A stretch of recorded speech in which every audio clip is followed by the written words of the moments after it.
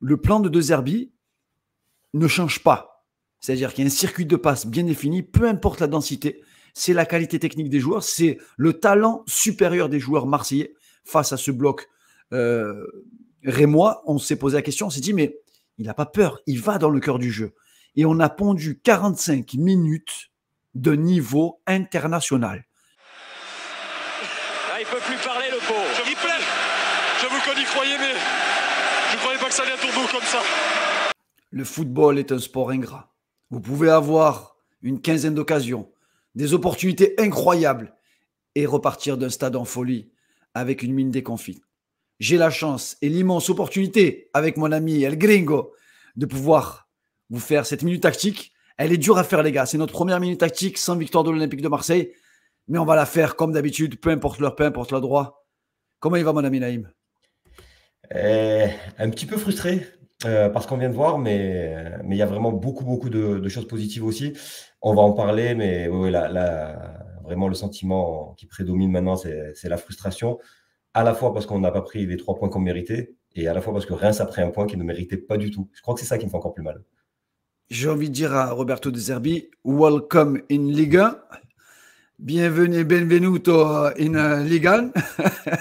Mais là, aujourd'hui, on a vécu ce que l'on attendait, Naïm. On avait fait un avant-match où on avait été prévenu. On a dit on a affaire probablement face à l'une des équipes les plus athlétiques de Ligue 1, avec des flèches en contre et avec une densité monstrueuse au milieu de terrain. Finalement, Naïm, on a vécu. J'ai envie qu'on rentre directement dans le match. On va rentrer directement sur l'aspect, c'est ce que vous réclamez à chaque fois dans ces vidéos. J'oublie pas, Naïm, surtout, je n'oublie pas de vous remercier, les gars. Vous êtes extraordinaires. Continuez à liker, à partager, à vous abonner. Vous êtes exceptionnels. Vos messages nous obligent à 1h45 de faire la vidéo d'après-match. Je précise parce qu'il est 1h45 du matin, les amis. Mais on s'est dit, on n'allait quand même pas vous laisser sur votre fait, Naïm. On démarre d'entrée par cette notion de bloc. Ouais, clairement, on l'a annoncé, on le craignait un petit peu parce que c'était la marque de fabrique réellement de cette équipe-là. Et on voit que dès le début du match, on a ce fameux espace occupé par les milieux de terrain et qui ne vient pas nous chercher. Voilà, là, on voit sur l'image arrêtée l'attaquant qui amorce un début de pressing, mais c'est pas réellement ce qui s'est passé. C'est vraiment, on a toujours eu cette zone au milieu qui était occupée. Et voilà. Cette image, elle est révélatrice, vraiment de ce qu'on a vécu ce soir. Naïm, on a vraiment souffert. Et ce qui est surprenant, c'est qu'en première mi-temps, on voyait, nous, vu du stade, parce que du stade, on ne voit pas les mêmes choses, les gars. C'est important de le préciser. Et du stade, on sentait que le plan de De Zerbi ne change pas. C'est-à-dire qu'il y a un circuit de passe bien défini, peu importe la densité, c'est la qualité technique des joueurs, c'est le talent supérieur des joueurs marseillais face à ce bloc rémois. On s'est posé la question, on s'est dit, mais il n'a pas peur, il va dans le cœur du jeu. Et on a pondu 45 minutes de niveau international. Il faut quand même le dire et le préciser, on a marché sur cette équipe de Reims. Ouais, c'était vraiment intéressant justement, c'était de se dire, est-ce qu'on va s'adapter à cette énorme densité en allant sur les côtés, là où il voulait nous amener, quelque part Reims, ou est-ce qu'on va imposer notre identité de jeu? Le choix a été clair avec des circuits de passe privilégiés plein axe. Alors, je sais que ça peut être frustrant pour certains spectateurs. Par moment, on avait des positions de balle qui pouvaient paraître stériles, mais c'était toujours dans l'idée de finir par trouver un décalage. Et ce qu'on a réussi à faire par moment, quand on voit la densité de cette image, elle est vraiment révélatrice du peu d'espace qu'il y a pour construire dans l'axe. Et je trouve que c'était quand même très, très, très intéressant pour une première. Et je vais aller plus loin, Naïm, parce que j'ai quand même sorti des stats. Et les stats, elles sont quand même parlantes sur cette première mi-temps. On a 318 passes, on a une possession à 68%. Le gardien fait 6 arrêts, on a 11 tirs à la cage. On est sur la perfection d'une mise en place. On a 2,09 d'expected goal. On doit être probablement à quasiment 3 ou 4-0 à la mi-temps. Je veux dire, attention, c'est pas anodin. Ces stats-là, on a écrasé le Stade de Reims en première mi-temps.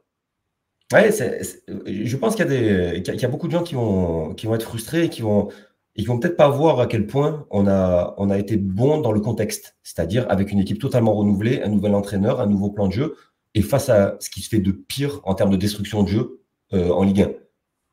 Et c'est en ça que ces stats, elles sont intéressantes.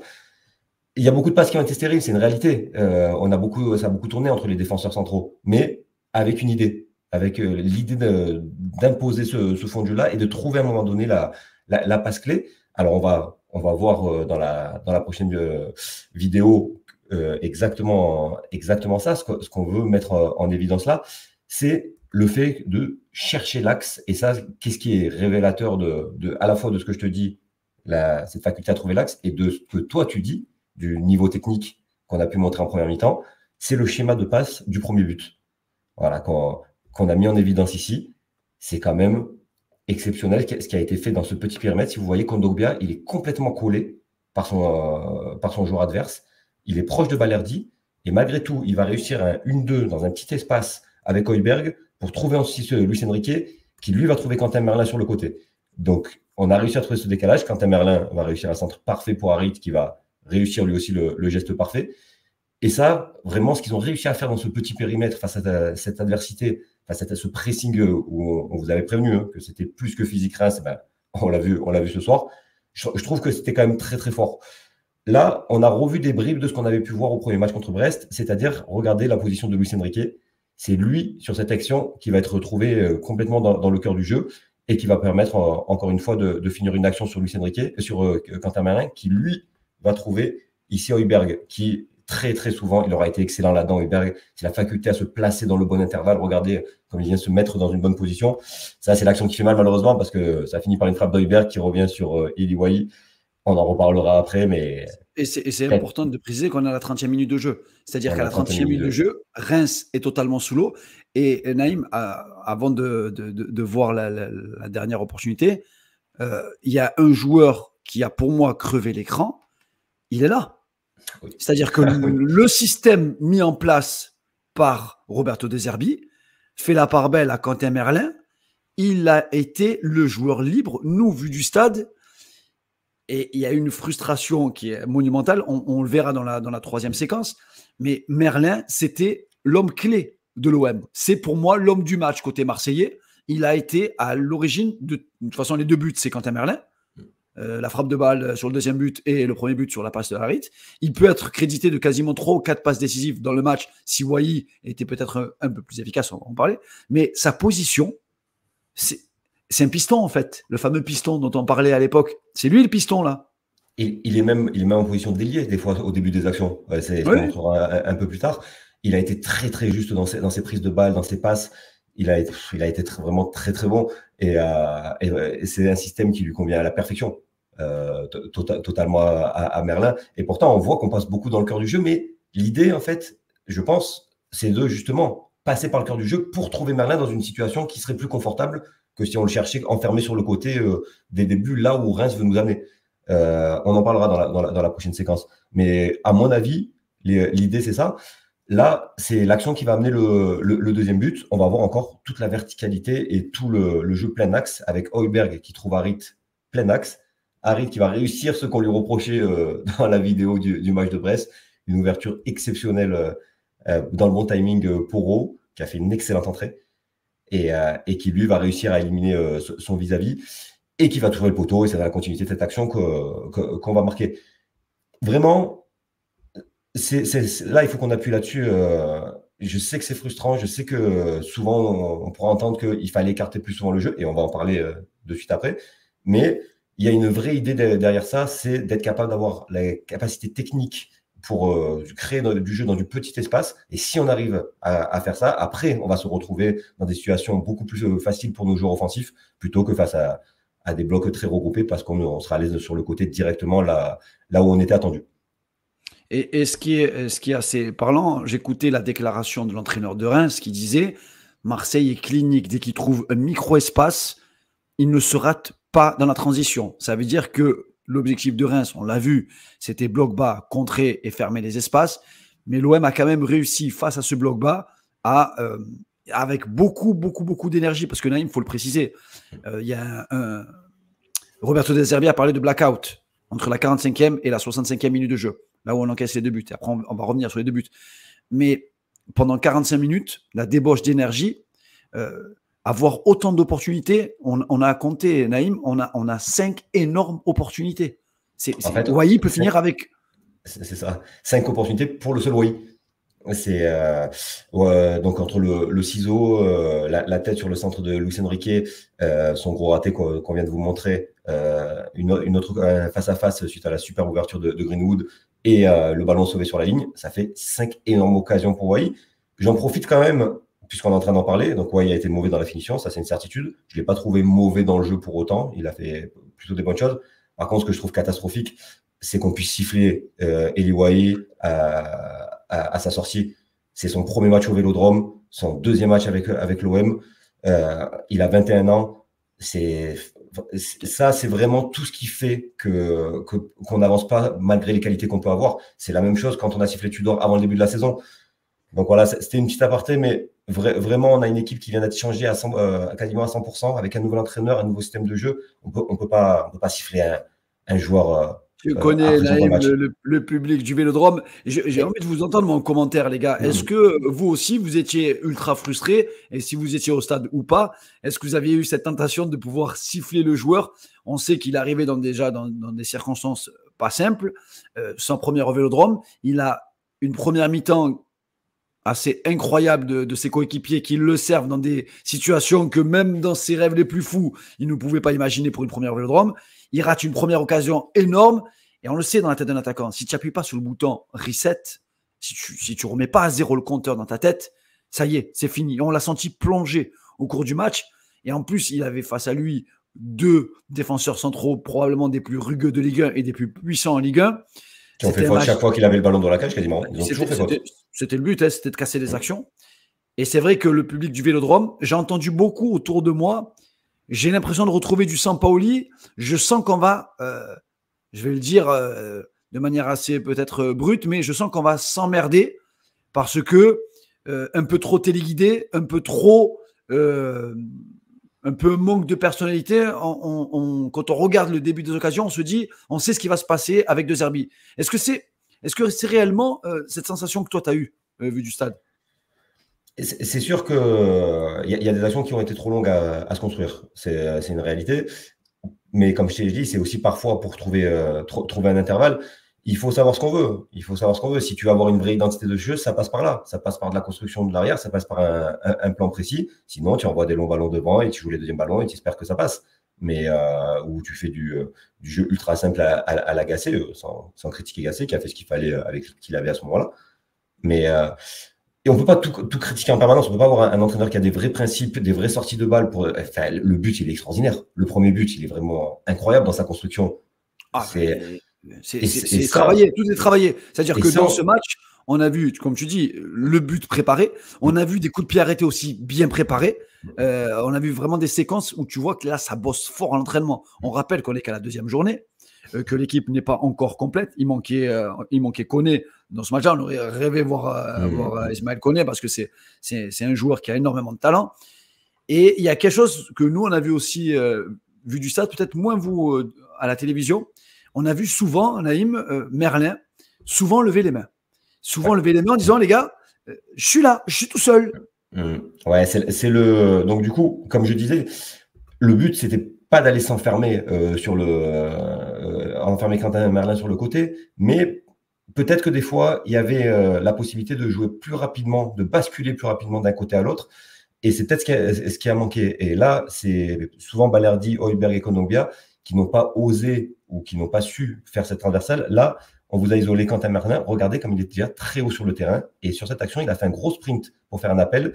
Mais Balerdi a décalé Brassier. Donc, sur ce genre d'action où on fait de la construction. Mais là, il y avait l'espace. Il y avait l'espace pour trouver Merlin, pour déstabiliser le bloc plus rapidement. Là, on voit qu'il y avait la possibilité de jouer là. Là, c'est Luis Enrique, pareil, qui a fait un très, très mauvais choix. Luis Enrique qui est isolé au milieu ici. Quand il va recevoir le ballon, il va rentrer intérieur au lieu de faire la passe qu'on vous a tracée. Là, il aurait pu très rapidement trouver Merlin pour une fois. Il y avait un décalage de fait au milieu du terrain.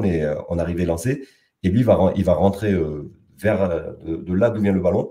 Et il va annihiler une possibilité d'action rapide. Et le contre-exemple de ce qu'on vous a montré, c'est le joueur qui a été au-dessus techniquement, parce que si Merlin a été le meilleur joueur, c'est parce que Greenwood a touché trop peu de ballons. Mais le peu de ballons qu'il a touché, il les a tous bonifiés. Et là c'est ce qu'on va voir sur la dernière séquence. C'est vraiment cette transversale de Greenwood, de complètement à l'autre bout du terrain, et qui, vous allez voir, qui va arriver parfaitement dans les pieds de Quentin Merlin. Elle est beaucoup plus difficile à faire que celle que pouvaient faire par moment Balerdi, Højbjerg ou Kondogbia. Donc je pense que on aurait pu un petit peu plus varier en jouant un peu plus par moment, en étirant justement ce bloc par des transversales quand Quentin Merlin était vraiment seul. C'est le petit défaut, mais je comprends la philosophie de jeu de base, et que la plupart de nos sorties de balles doivent passer par ce qu'on a fait. Voilà, je pense qu'il y avait la possibilité de le faire, et Greenwood l'a très bien fait sur cette action. Ce changement d'aile, il est juste exceptionnel. La précision et la force. On est frustré parce qu'on voit qu'on a probablement l'un des plus grands talents que l'OM a eu ces dernières années avec Mason Greenwood. On a envie de le voir prendre le jeu à son compte. On a envie de le voir toucher énormément de ballons, parce qu'à chaque ballon, il se passe quelque chose. Il a une intelligence, il a une prise de balle, il voit le jeu avant les autres. Et c'est vrai que ça peut être un peu frustrant vu du stade, parce qu'on se dit, mais trouvez plus rapidement Mason Greenwood. Par contre, on le rappelle, on n'est qu'à la 2e journée de championnat. Au Vélodrome, c'est pas la même chose de jouer au Vélodrome. Le public est assez impatient. Le public avait besoin de s'enflammer. Et en fait, Naïm, ce qui est surprenant même au niveau des stats, j'ai voulu montrer aussi les stats de la 2e mi-temps. Et là, par contre, les expected goals sont un peu différents. On a toujours la possession de balle. De toute façon, c'est l'ADN de l'OM, c'était d'avoir le ballon. On a fait autant de passes en première qu'en 2e mi-temps. Tu vois, c'est assez fou. On a fait exactement le même nombre de passes. Mais par contre, ils ont eu plus d'opportunités, ils ont eu plus de possibilités de faire mal, notamment avec Nakamura et avec Ito sur des phases de contre-attaque. On a eu, l'entraîneur a appelé ça le blackout, pendant 15-20 minutes, où peut-être qu'on est rentré sur le terrain en se disant on a raté tellement d'opportunités que ça va se poursuivre sur la 2e mi-temps. Sauf que dans le foot, Naïm, tu le sais aussi bien que moi, quand tu rates tes opportunités, ne crois pas que ta première mi-temps, elle est identique à la 2e. C'est très rare que ça se passe comme ça, encore plus en début de saison, où tu as fait une grosse débauche d'énergie. Et donc, début de 2e mi-temps, et là, on se dit, oula, nous, on se regarde, on se dit, on est mal rentré. On est rentré en oubliant les principes de base qui sont mettre énormément d'intensité, que ce soit la perte de balle ou quand on a le ballon dans la construction, mettre plus de jambes. Et on voyait que personne n'osait demander le ballon. Alors, on est mal rentré, mais Reims n'a pas proposé beaucoup mieux. Mais seulement, effectivement, là où tu as raison, c'est que comme ils ont gardé leur agressivité, ils récupéraient un peu plus des ballons, ils nous mettaient un peu en danger. Mais finalement, le premier but que met Reims, ils obtiennent le corner suite à un long ballon complètement perdu, où Brassier a beaucoup d'avance et où il gère mal le ballon. Il aurait pu passer par Rouli sans problème. Il s'enferme sur le côté, il perd le ballon et ça finit en corner. Donc, malgré tout, Reims n'avait pas proposé grand-chose, mais là où tu as raison, c'est qu'on a beaucoup trop pressé dans l'intensité, et je pense que le joueur qui illustre le mieux ça, c'est Kondogbia, qui a été vraiment très très bon au vu du stade dans la récupération du ballon en première mi-temps. Et moi en 2e, bon, c'est 2 minutes, 2-3 minutes qui ont été terribles, hein, avec les seules actions quasiment qu'ils ont du match sur ces deux-là. Mais voilà, il a fallu beaucoup d'erreurs pour leur permettre de reprendre, déjà sur le premier but et aussi sur le 2e, comme tu vas nous en parler. Mais le nombre d'erreurs sur le 2e but, c'est juste incroyable. On a fait un vrai focus, les amis, sur le 2e but. On voit Amin Harit qui a le ballon, et nous, du stade, on se dit, il n'y a pas de mouvement. Harit a le ballon dans les pieds. On voit Pierre-Emile Højbjerg qui lève le bras pour faire ressortir, parce qu'on voit la densité. Là, je veux dire, Amin Harit, rentrer dans cette densité, c'est que tu as 98% de chance de perdre le ballon. Donc, très mauvais choix. Très mauvais choix. Il rentre dans le cœur du jeu parce que je pense qu'il avait cette frustration de toucher peu de ballons. Il se sentait un peu, tu vois, en se disant, je le voyais lever les bras plein de fois au stade, en disant, donnez-moi le ballon, et je le touche jamais dans le bon tempo. Mais on voit Højbjerg qui lève le ballon pour dire, ressort, il faut qu'on contourne le bloc là, on reprépare. Tu vois, il a cette patience-là, Højbjerg, il a cette expérience-là.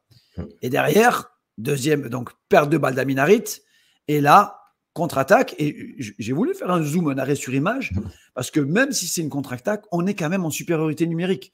C'est-à-dire qu'on a la défense à 4 qui est en train de se recomposer, on a Højbjerg qui revient potentiellement sur Mounetsi, mais on se dit, bon, c'est pas non plus un contre où on est sur du 2 contre 2. Là, on Ouais, est. il y a vraiment. Le placement là est vraiment bien mis en évidence. Il y a pas de danger vraiment immédiat. Et pour avoir bien décortiqué cette action, il y a Murillo qui a une reprise d'appui où il se manque un peu. Je ne sais pas s'il trébuche un peu ou. En tout cas, il est pas bien sur son dernier appui et c'est ce qui permet c'est Fofana Ouais. de partir en fait. Je vais te donner mon avis. Je pense que Mhm. Murillo, il freine sa course parce qu'il ne pense pas que Fofana va réaccélérer derrière. Parce que Fofana est déjà en course. Et la deuxième accélération, je pense qu'il freine pour essayer de le ramener. Il hésite à tacler ou pas parce qu'il se dit est-ce que je suis trop court ou pas pour tacler. Ou Ouais, est-ce que je l'amène c'est dans le possible, coin. c'est possible, mais vraiment, j'ai l'impression qu'il rate son dernier appui et qui, du coup, il est quasiment à l'arrêt quand le joueur part. Ça me paraît bizarre, en fait, qu'il ait voulu s'arrêter à ce moment précis, puisqu'il n'était pas encore devant, il était en train de passer devant lui. Donc, moi, je pense qu'il a raté un appui. Enfin, il y a eu quelque chose de mauvais. En tout cas, ce qui est sûr, c'est qu'il a été éliminé trop facilement. Et derrière ça, bon, on se dit bon, Murillo éliminé. Et là, par contre, geste incroyable de Balerdi. Donc, on voit Murillo qui s'est fait déposer par la vitesse de Fofana. Fofana, on rappelle, hein, c'était sa première titularisation au milieu de terrain. C'est un milieu récupérateur qui s'est retrouvé en position d'ailier. Et derrière, Balerdi, très risqué de tacler dans la surface de réparation. Il a Oui, du mais il a de retard. l'avance. Là, Ouais, normalement, mais l'action doit se terminer là-dessus. oui, il a de l'avance, mais quand il va au sol, il n'est pas sûr d'avoir le ballon. C'est ça le problème. C'est qu'il y va en se disant oula, il me manque un 48 dans les pieds pour pouvoir la toucher la balle. Donc il a ce retard, il sait qu'il ne peut plus rien faire. C'est soit il y va, mais il se retient pour pas faire penalty parce qu'il sait qu'il est dans la surface. En tout cas, ce qui est sûr, c'est qu'il rate son geste. Alors Ah qu'il oui, il totalement avait changé. là, ton zoom est parfait parce qu'on voit à quel point il a de l'avance pour faire ce tacle. Et, Oui, oui, oui. et en fait, c'est juste pour moi, il rate le ballon. Il rate son geste alors qu'il ça y est, il avait annulé l'action. Oui, donc finalement, ce n'était pas une action où on se dit il y a de grands dangers et ça en devient une action avec énormément de danger. Et on le voit sur la dernière opportunité, c'est que Murillo, Balerdi se fait éliminer. Donc on a le milieu récupérateur Fofana, quand même, je précise, c'est un numéro 6 qui se retrouve dans la surface de réparation. Et il y a Mounetzi qui peut demander la passe en retrait. Et en fait, donc, sur sa lancée, Murillo se dit je vais couper l'angle de la passe parce qu'il va jamais, il se dit qu'il va lui faire une feinte de frappe. Et Ah oui, derrière, clairement, il va couper au plus dangereux, c'est-à-dire il va protéger sa cage. voilà. Et là, tu as la feinte de frappe de Fofana. Et ensuite, on peut se dire que peut-être que Rouli peut faire mieux. Et je suis peut-être, je sais, elle est compliquée, mais il frappe fort sous la barre. C'est compliqué pour Rouli, qui avait été jusque-là à hauteur de match plus ou moins tranquille, parce qu'il n'a pas eu grand-chose à faire. Et le peu de choses qu'il a eu à faire dans le jeu aérien, il a quasiment sorti tous les ballons sur corner. Il nous a fait énormément de bien dans le jeu Il aérien. était excellent là-dedans. Vraiment, ça peut paraître anodin, mais c'est des occasions annulées. Ça fait respirer tout le monde, ça fait du bien à l'équipe. Non, Rouli, je l'ai trouvé très bon. Pareil, il y a une anticipation en deuxième mi-temps, un tacle en dehors de la surface qui coupe une attaque adverse. Mais bon, on se rend compte que pour que Reims marque un but, il faut quand même 3 énormes erreurs. On va s'arrêter à 3. On pourrait peut-être dire qu'il y en a plus sur cette action, mais sur la même action, 3 énormes erreurs. Donc, c'est dans la continuité de ce que tu disais, c'est nous, on n'a pas été efficaces, et eux, pour le coup, ils ont eu tout ce qu'il fallait de leur côté. Voilà, faire 3 énormes erreurs. Alors, est-ce que c'est de la chance, de la réussite pour eux, ou est-ce que c'est notre faute d'avoir fait autant d'erreurs sur une même action? Mais la réalité, c'est qu'on fait beaucoup trop d'erreurs sur cette action et qu'à ce niveau-là, tu le payes. Et tu sais, il y a sur le bloc, je vais quand même vous la remontrer parce qu'elle est importante, c'est qu'après, je reviens juste un peu là, c'est qu'après cette ouverture du score, là, on va voir le bloc rémois, donc il y a 2-1 à la 67e minute de jeu, et là on se dit, nous on est vu du stade, on se dit, ouh là là, je ne sais pas comment on va faire pour revenir, parce qu'on a senti les joueurs qui n'étaient pas bien rentrés dans cette deuxième mi-temps, déjà ils ne sont pas bien rentrés, et ils prennent 2 buts coup sur coup, avec 3 minutes d'écart. Et là on regarde le bloc et on se dit, est-ce qu'ils vont avoir la patience? Est-ce qu'on voit, moi je voyais De Zerbi leur dire attention les gars, vous avez encore du temps, continuez à aller travailler, remettez-vous la tête dans le droit chemin et continuez à travailler. Mais là le bloc, on le voit, il y a une densité qui est quasiment impossible à venir. Ils sont pas à 11 contre 10 là, ils sont vraiment à 11 contre 11. Et là nous on se dit, Naïm, ça sent vraiment pas bon. Et là, le coach, il a quand même la lucidité de se dire, je vais tenter un coup. Je vais sortir Eli Wahi, parce qu'il tente le coup de faire entrer Rowe, c'est pas un attaquant, c'est pas un numéro 9. Et il se dit, maintenant, je vais faire quoi, je vais tenter Eli Wahi. Je vais sortir Eli Wahi parce qu'il sentait qu'il était dans le dur. Déjà que ça lui travaille mentalement. Il avait affaire à 2 colosses en défense centrale. Et il fait rentrer Rowe dans cette position de numéro 9, de faux numéro 9. Et là, Naïm, un entrant qui apporte énormément. On a vu ce qu'on attendait de ce joueur-là, mais plus sur un couloir. Il leur a fait des misères, avec notamment une occasion énorme qui finit sur le poteau. Ouais, vraiment, ça entraîne le but, parce que c'est sur le centre, derrière le poteau qu'on marque. Au-delà de ça, il fait une remise exceptionnelle à Kondogbia, qui tire au-dessus, sur une remise sur une touche vraiment magnifique. Il a une prise de balle à un moment donné contre le rentrée de dos à la cage, pareil, qui permet de décaler Quentin Merlin, qui finit par une frappe dans un angle fermé, et une action où il laisse passer le ballon pour Amin Harit, où il y a un contact très très limite. D'ailleurs, pour avoir revu le contact sur Greenwood en première mi-temps, je pense qu'il y avait clairement penalty. Et il a été vraiment très très percutant. C'est vrai que c'est peut-être lui qui a fait changer beaucoup de choses dans ce match, à un moment où ça devenait compliqué, parce que comme tu disais, ils avaient leur densité, et surtout, le deuxième but a décuplé leur énergie. C'est-à-dire que les courses qu'ils faisaient défensives après le but, on sentait qu'ils avaient pris l'ascendant physique. Donc voilà, vraiment, en gros, game changer, comme on dit, il aura eu énormément d'impact, et l'égalisation vient de lui. Et il y a un autre joueur aussi, Carboni, quand il est rentré, donc jeune joueur, 19 ans. Moi, je veux le rappeler quand même, j'ai eu la chance d'être invité sur le plateau du Phocéen, où je l'avais dit en avant-match, je dis attention les gars, on a une équipe quand même très jeune. C'est-à-dire que de Greenwood, en passant par Rowe, en allant par Luis Enrique et par Wahi, Carboni, la moyenne d'âge est là entre 20 et 22 ans. Donc, dans un vélodrome qui est bouillant, dans un vélodrome qui attendait qu'on enflamme le match, tu peux très vite perdre tes repères. Et l'OM peut te transcender comme peut t'amener au fond du trou. Et je trouvais que Carboni, dans sa prise de balle, dans sa intelligence, dans sa personnalité, il n'a pas eu peur de prendre ses responsabilités. Et il lance dans une passe millimétrée pour Murillo. Dommage que cette occasion ne génère pas une grosse occasion de but. Mais j'ai vu de la personnalité chez ces joueurs-là. J'ai vu des entrants, moi, qui ont apporté. Je rappelle qu'il manquait Ismaël Koné aussi. J'aurais voulu voir Rongier, moi, rentrer à la place de Kondogbia. Mais bon, je pense que voilà, sur ce type de match, peut-être que le coach s'est dit c'est compliqué à faire sortir.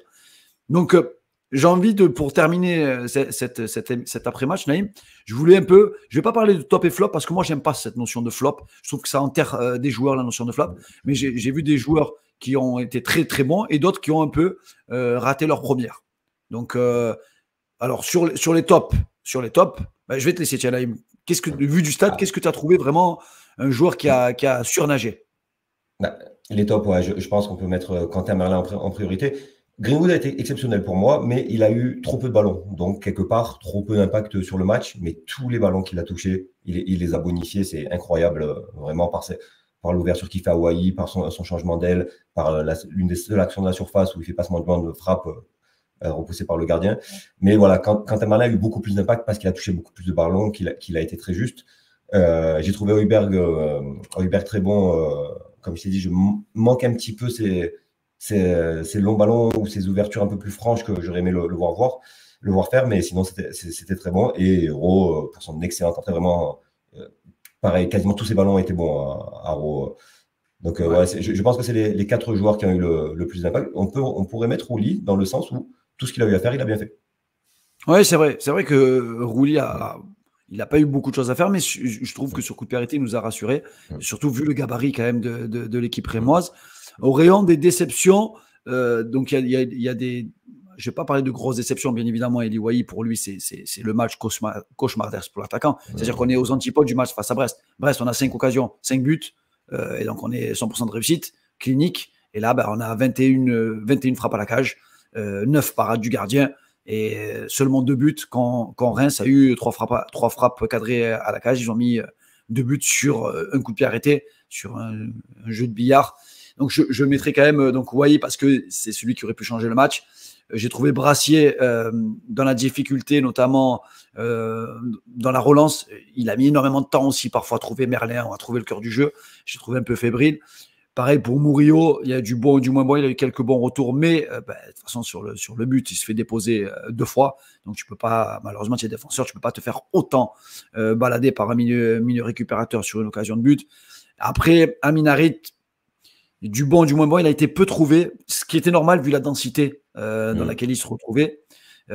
Et donc, bon, pour moi, il fait partie de peut-être des petites déceptions de ce match-là. Mais encore une fois, Naïm, je pense qu'on n'aurait pas la même vision de ce match-là si la première mi-temps, il y a quand même 5 énormes opportunités. 3-0 à la mi-temps, le match était plié. Et c'est ça, la beauté du football aussi. Hein. C'est de se dire, ne pas être amnésique et se rappeler de ce qui s'est passé dans le match, parce que ça, c'est important, le contexte. Et ne pas se dire, il reste une semaine de mercato, il faut à tout prix recruter un attaquant parce qu'on ne peut pas faire la saison avec Wai. Tu vois, ça, c'est le réflexe marseillais. Et de se dire, pareil, derrière, il faut qu'on recrute à tout prix parce qu'on ne peut pas faire toute la saison avec Murillo dans ce rôle-là. Oui, vraiment, si j'ai un message à faire passer après ce match-là, c'est il faut être patient. Je veux plus entendre oui, mais tu sais, à Marseille, c'est comme ça. Oui, mais à Marseille, je sais aussi qu'on gagne plus rien depuis 30 ans. Donc, peut-être qu'à un moment donné, il faut changer nos mentalités, changer notre vision des choses et se dire que quand on a un nouveau projet avec des aussi bons joueurs et un style de jeu aussi attrayant, il faut laisser le temps aux gars. On peut pas siffler un jeune de 21 ans après son premier match au Vélodrome. C'est pas possible. C'est pas possible. On peut pas espérer gagner nos 10 premiers matchs de championnat quand tu as changé toute l'équipe et que tu as un nouveau modèle de jeu à mettre en place. Voilà, il va falloir de la patience et si on l'a pas, si on garde l'exigence du Real de Madrid, eh ben, je vous garantis qu'on refera une année comme on en fait depuis 30 ans. Si on évolue un petit peu, qu'on se dit, bon, il faut être peut-être un peu plus patient avec cette équipe-là parce qu'elle nous donne des espoirs, des motifs d'espoir, en particulier avec la qualité des joueurs qu'on a, là, peut-être qu'on vivra une très, très grande saison. Ouais, pour moi, les gars, on va vivre une énorme saison parce qu'il y a une vraie identité de jeu. On a un coach qui a du talent, on a beaucoup de joueurs qui ont du talent. Le mercato se termine aussi vendredi, donc je pense qu'il y a encore quelques retouches à faire dans cet effectif pour être encore plus efficace. En tout cas, Naïm, nous, on a vécu un match au stade avec bien évidemment la frustration quand on ne gagne pas, mais on a pris énormément de plaisir aussi à voir cette première mi-temps où on s'est dit, waouh, c'est ça en fait le jeu de Zerbi. Et donc, il faut être prêt à accepter qu'il peut y avoir parfois de la frustration. En tout cas, encore merci à tous les abonnés, les gars, sur les partages, les likes, les abonnements et vos commentaires. C'est incroyable. Là, il est 2h18 quand on finit de tourner la vidéo. Je le dis, les gars. Donc, un peu de sympathie malgré tout, de tolérance si on est un peu fatigué. Mais en tout cas, on a une grosse semaine qui nous attend. Et on a déjà hâte avec Naïm d'être à dimanche prochain face à Toulouse, samedi prochain face à Toulouse à 21h. On vous dit à très très bientôt les amis et restez connectés parce qu'on va vivre encore une très très grande semaine avec le Mercato qui se clôture le vendredi soir. On va probablement faire un live Mercato le vendredi soir jusqu'à minuit. Restez connectés et encore merci pour votre bienveillance et pour vos partages.